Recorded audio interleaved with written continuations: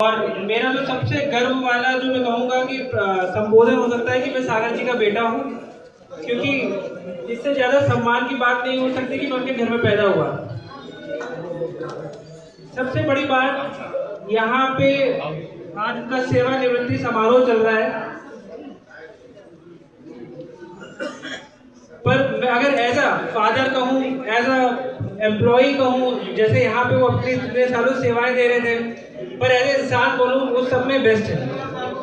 मैं बहुत आज ऐसा समय होता है, रिटायरमेंट एक ऐसा समय है कि जिसमें कहते हैं कि ना दुख भी है और सुख भी है।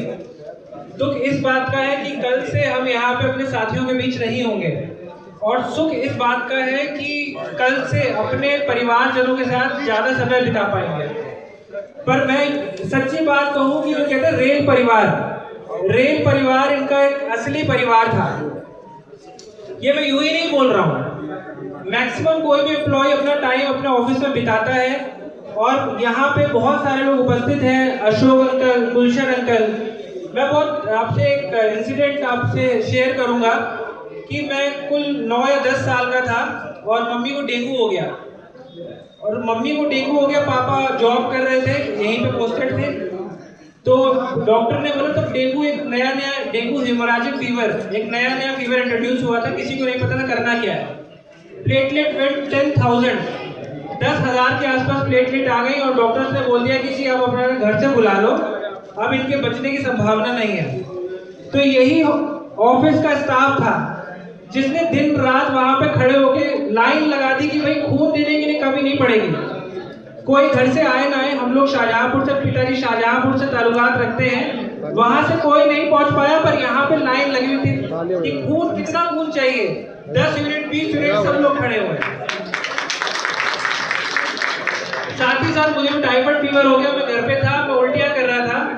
तो गुलशन अंकल और अशोक अंकल और एक और साथी मिश्रा अंकल, जो कि अब दुनिया में नहीं है, पर जहाँ पे भी होंगे स्वर्ग में होंगे, क्योंकि ऐसे बेहतरीन दोस्त पाना इस जॉब में नामुमकिन है। तो वो लोग मुझे घर पे ब्रेड सेक के खिला रहे हैं, एक दूसरे दोस्त को फोन कर रहे हैं, तू वहां पहुंच, तू यहाँ पहुंच।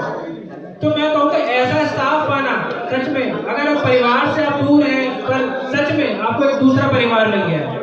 तो बहुत बहुत धन्यवाद इस परिवार को देने के लिए। बात कहूँ एज एम्प्लॉय, तो अपने पिताजी से सीखने को मुझे बहुत कुछ मिला कि कर्तव्य निष्ठता क्या होती है, जॉब पे कैसे टाइम से आया जाता है। अपने पूरे 35 साल में उन्होंने आज तक मेडिकल लीव नहीं ली। अपने पूरे, मैं बहुत बार कहता था पापा मेडिकल लीव बची है, ले लो, फर्जी सर्टिफिकेट बनवा देते, ले लो, छुट्टी को क्या करूँगा, घर पे बैठ के क्या करूँगा, सबके साथ जाऊँगा, काम करूँगा, एकदम ठीक रहूँगा। तो he has never taken medical leave in his life, और हमेशा घर पे कुछ भी है, ऑफिस से आके एकदम तरोताजा हो जाना, और हमेशा अच्छे कामों के लिए संबोधित करना। एज अ फादर हम कहते हैं कि भाई इंडिया में आजकल सुपरमैन और बैटमैन का चलन चल गया है, पर मैं कहूँगा हमारा सुपरमैन और बैटमैन सिर्फ हमारे पापा हैं। तो कहूँगा पापा मैन एक नया नाम इंट्रोड्यूस करना चाहिए, क्योंकि फादर देखिए सभी के लिए फादर बहुत कुछ करते हैं, अपने बच्चों के लिए हर माँ बाप अपना बेस्ट देते हैं। तो ऐसे ही हमारे माँ बाप, हमारे पिताजी, जिन्होंने अपने जीवन का नौकरी भी करी, हमें भी समय दिया, और हमारे साथ हमेशा खड़े रहे। हर चीज़ की आज़ादी थी कि कोई भी दिक्कत नहीं, मैं तुम्हारे पीछे खड़ा हूँ, तुम बस चलते रहो। तो thank you for being my father, और आगे भी आप अपना जीवन हमारे साथ, मैं कहूँगा कि कभी रिटायरमेंट, जैसे मैं बोल रही थी रिटायरमेंट की कोई एज नहीं है, पिताजी से भी यही बोलूँगा कि रिटायर नहीं होना है, काम करेंगे। जैसा कि उनको हमेशा दिल में खिसक रहती है, वो बहुत मेधावी छात्र थे, तो हमेशा कहते थे अधिकारी अधिकारी अधिकारी, पर घर की कुछ मजबूरियों की वजह से नौकरी में आए, बहुत सारी नौकरियां छोड़ी, इस नौकरी को ज्वाइन करा घर की मजबूरियों की वजह से।